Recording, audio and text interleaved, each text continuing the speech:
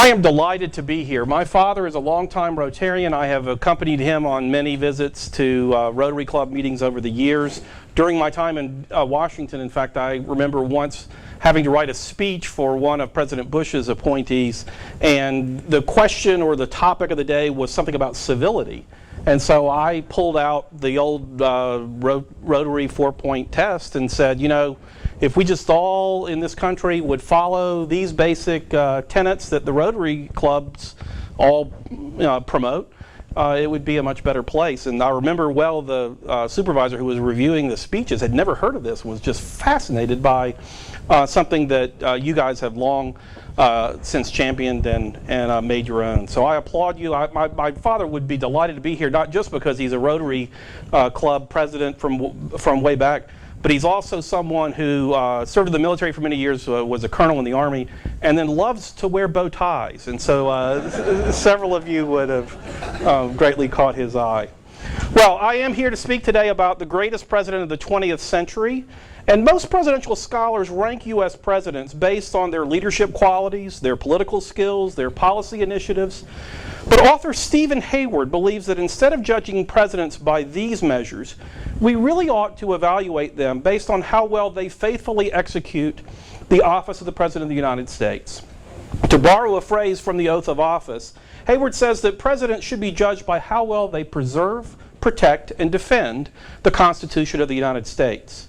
Now, by this standard, some presidents that usually rank very highly actually fare rather poorly in Hayward's book. And conversely, others who often get overlooked come up smelling like roses. In fact, Hayward says that only one U.S. president who served in the 20th century deserves an A+ grade for his fidelity to the Constitution. And interestingly, it's not TR or FDR or JFK. It's not Harry S. Truman, nor even Ronald Reagan. According to Hayward, the greatest U.S. president of the 20th century was Calvin Coolidge. Now, it's hard not to like this very decent man of few words, whom many like to call Silent Cal. Coolidge was, after all, the only president born on the 4th of July. He was deeply devoted to his wife and children, and Coolidge had a dry, self-deprecating wit that endeared him to many, even though he didn't say very much. For example, once at a Washington dinner party, famous socialite Dorothy Parker announced as she was seated next to Silent Cal, "Mr. Coolidge, I've made a bet with a fellow who said that it was impossible to get more than 2 words out of you." In a deadpan voice, Coolidge replied, "You lose." On another occasion, not long after he had wed, Coolidge handed his wife Grace a large collection of his socks, all of which were full of holes. Grace, whose vivacious personality proved to be a perfect complement to Cal's, asked her husband, "Did you marry me just to darn your socks?" Without cracking a smile, Calvin replied, "No, but I do find it mighty handy." Among the chattering class in Washington, many didn't quite know what to make of Coolidge's demure disposition and self-effacing manner. Teddy Roosevelt's loquacious daughter, Alice Roosevelt Longworth, once said that Coolidge looked as though he had been weaned on a pickle. And Dorothy Parker, upon learning that Coolidge had died, reportedly asked, "How can they tell?" Now, there was a deliberate seriousness to Coolidge's quiet manner. As he once noted, the words of a president have enormous weight and ought not to be used indiscriminately. But there was also an element of good-natured fun to Coolidge's stiff reputation, which Coolidge himself consciously cultivated. For example, President Coolidge once observed, "I think the American people want a solemn ass as a president, and I think I'll go along with them." Clearly, Coolidge wasn't or didn't take himself too seriously, and he possessed a modesty and humility that stand in marked contrast to many of the self-important public officials who have held office at our self-important times. Indeed, fittingly, Coolidge's time in office began not with a bang, but with a whimper. On an August night in 1923, a messenger arrived well after dark to the Vermont family homestead of Vice President Coolidge. Upon learning that President Harding had died earlier that day in California, Coolidge rose from his bed, got dressed, stopped to say a prayer, and then went downstairs to take the oath of office by the light of a kerosene lamp, since his house did not have electricity. When Coolidge's father, a notary public, had finished administering the presidential oath of office before several witnesses that had assembled, Silent Cal did just what you might have expected him to do. He trudged back upstairs, got back in bed, and went to sleep. Several years later, Coolidge announced his decision to leave public office with a similar lack of ceremonial fanfare. He issued a simple statement that read, "I do not choose to run for president," in 1928. Coolidge's announcement surprised many, since he enjoyed great popularity with the American people, and since his decision cleared the way for Herbert Hoover to be the 1928 Republican nominee. Coolidge, by the way, would later say of Hoover, "For 6 years that man has given me unsolicited advice, all of it bad." Still, Coolidge felt that running for re-election with the intention of extending his time in office to 10 years would have been immodest. After all, no other president before him had served that long. Moreover, Coolidge said the presidential office takes a heavy toll on those of us who occupy it. While we should not refuse to spend and be spent in the service of our country, it is hazardous to attempt what is beyond our strength to accomplish. Not only was Coolidge well acquainted with his own personal limitations, but he was also very mindful of the limits of what government could accomplish for good. In a famous 1914 speech before the Massachusetts Senate, Coolidge warned his colleagues about misguided uses of government power, saying, "Don't expect to build up the weak by pulling down the strong." Moreover, Coolidge urged his Senate colleagues to resist the idea that the people they served would benefit from greater government activism. "Don't hurry to legislate," he told them, "even if it means that you'll be derided as a stand-patter." I love that term, stand-patter. Similarly, when it came to America's role in the world, Coolidge was wary of foreign entanglements. While he wasn't an isolationist, Coolidge viewed the Republicans' landslide victory in the 1920 election as a repudiation of Woodrow Wilson's grandiose plan to establish a League of Nations. So once in office, President Coolidge resisted calls to join this body. In addition to being economical with his words, Coolidge was also proved to be very economical with his money, his own money, and with that of the taxpayers.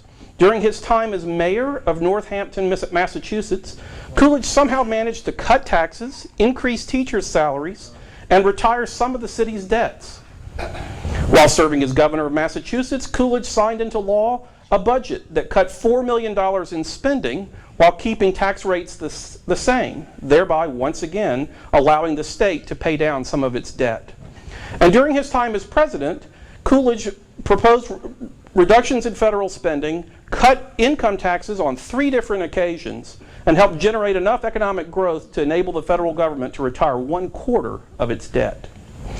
Moreover, President Coolidge proved to be one of the foremost champions of the thrift movement of the early 1900s. He often spoke at National Thrift Week rallies and events promoting the thrift ethic of hard work, careful spending, saving for the future, and eliminating waste. Not surprisingly, this long-forgotten social movement, which the James Madison Institute, by the way, is now helping to revive here in the state of Florida, this movement reached its zenith of popularity in the mid-1920s when Coolidge was president. We've got a whole section, by the way, in the publication that you may see back there. This is something that we've produced for high school students that deals with the subject of thrift and includes a passage in it or a story in it about the history of the thrift movement and the role that Coolidge played in that. In both his personal and private life, Silent Cal embodied the very virtues that the thrift movement sought to promote. And while Coolidge's years in office are often called the Roaring '20s, much of the secret to America's extraordinary economic success during this time period stemmed from the quiet cultivation of personal thrift habits like industry and frugality in the lives of ordinary Americans. We should remember that today. Critics of President Coolidge like to argue that his disdain for federal regulation and his unabashed celebration of industry made him too pro-business. But such criticisms fail to take into consideration Coolidge's concern for helping ordinary Americans climb the economic ladder. For example, Coolidge is often derided for saying that the chief business of America of the American people is business. Yet interestingly, the context for this soundbite was a 1925 speech in Washington, D.C. before the American Society of Newspaper Editors, in which President Coolidge exhorted the mainstream media of his day to stay in better touch with the profound concerns of average, everyday Americans striving to make a better life for themselves and their families. Similarly, historian Robert Sobel believes that those who criticize Coolidge for being too laissez-faire fail to understand his fidelity to the constitutional principle of federalism. Sobel notes that when Coolidge was governor of Massachusetts, he supported a number of fair labor standards, like the reduction of the standard work week from 54 hours to 48 hours, believing that these measures were within the purview of the state government. As president, however, Coolidge did not support the nationalization of these standards because in the 1920s such matters were considered the responsibilities of state and local governments, not of the federal government. Interestingly, this respect for the constitutional separation of federal and state powers led Coolidge to uphold certain laws with which he disagreed. For example, even though Coolidge opposed prohibition, he vetoed a bill as Massachusetts governor which sought to allow the sale of beer and wine containing no more than 2.75% alcohol. Noting that the 18th Amendment was still the law of the land, Coolidge said in his veto message, quote, "Opinions and instructions do not outmatch the Constitution. Against it, they are void." Not only did Coolidge uphold laws with which he disagreed, but he also opposed measures which could have advanced his family's economic interest. For example, Coolidge opposed government farm subsidies, even though his family owned a Vermont farm. He said that agriculture must stand on its own independent basis, just like any other sector of the economy. In addition, Coolidge resisted efforts to advance the interests of public officials and government employees at the expense of everyday taxpayers. He once vetoed a Massachusetts bill that would have increased legislators' pay by 50%, and in a courageous move that won him much recognition and acclaim, Coolidge ordered back to work a group of Boston police officers who had gone on strike in 1919, leaving the city unguarded. In a no-nonsense telegram to labor boss Samuel Gompers, Coolidge wrote, "There is no right to strike against the public safety by anyone, anywhere, anytime." Coolidge's decisive action against the police union is sometimes compared to President Reagan's bold action against striking air traffic controllers in the early 1980s. In another interesting parallel, President Coolidge's judicial appointment of Genevieve Klein to be the first woman to serve on a federal bench foreshadowed President Reagan's appointment of Sandra Day O'Connor to be the first woman to serve on the U.S. Supreme Court. All in all, Coolidge had a very impressive public record. And that isn't just the view of a wistful 21st century presidential scholar like Stephen Hayward. For example, Alfred E. Smith, the 1928 Democratic nominee, whom Coolidge would have run against had he sought another term, said that President Coolidge distinguished himself as a man of great character who helped restore the dignity and prestige of the presidency in a time of great extravagance and waste. Moreover, Coolidge won the respect of other political opponents who took note of the fact that he avoided the politics of personal destruction in his campaign for public office, preferring instead to deliver substantive campaign speeches focused on his philosophy of governing. It sounds to me like he would have bought into the 4-point test that you Rotarians hold up. Coolidge not only brought greater decency to government, but greater transparency as well. Indeed, ironically, Silent Cal held more presidential press conferences than any U.S. president before or since. And he also made effective use of the new medium of radio during his years in the White House. In addition to being highly accessible, Coolidge seemed to almost relish the ceremonial aspects of his job. He frequently hosted various delegations to the White House, and he gained a reputation for being a good sport, permitting himself to be photographed wearing cowboy hats and Native American headdresses and other festive adornments that fit special occasions. In view of such antics, Walter Lippmann once noted that President Coolidge's political genius lay in his talent for doing nothing effectively. Lippmann said that Coolidge's active inactivity, I love that phrase, active inactivity suits the mood and certain of the needs of the country admirably. It suits all the business interests which want to be let alone, and it suits all those who have become convinced that government in this country has become dangerously complicated and top-heavy. Now, I don't know about you, but I sense that a growing number of Americans in our day have become convinced that government in this country has become dangerously complicated and top-heavy, that it undermines the thrift ethic by fostering a culture of entitlement, that it meddles too much in the lives of people, that it favors the politically powerful and well-connected, and that it often fails miserably in its most basic and rudimentary tasks, like passing a simple budget in which the annual expenditures do not exceed the yearly revenues. In view of this, I sense that a growing number of Americans are looking for public officials like Calvin Coolidge, who aspire to be nothing more and nothing less than a solemn ass that faithfully fulfills his duty to preserve, protect, and defend the Constitution of the United States. Thank you very much. Yeah, I'll take the question. Take some questions. Absolutely. Yes. Tommy, stand up, please.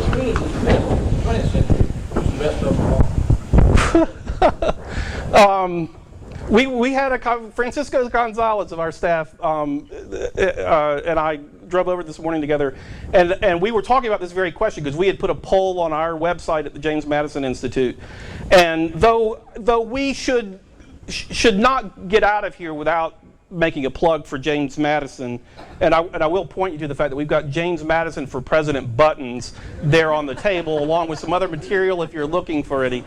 As much as I'd like to say Madison, I think my own view would be, and certainly this was Francisco's as well, is that George Washington kind of stands alone and in a category all his own. And indeed, many of the things that we admire, or at least I admire about Coolidge and learning about him after seeing Hayward's book and whatnot, many of those attributes of modesty and of being quiet and of having a sense that the president was certainly someone to be honored and respected and fulfilled a very important task for our nation.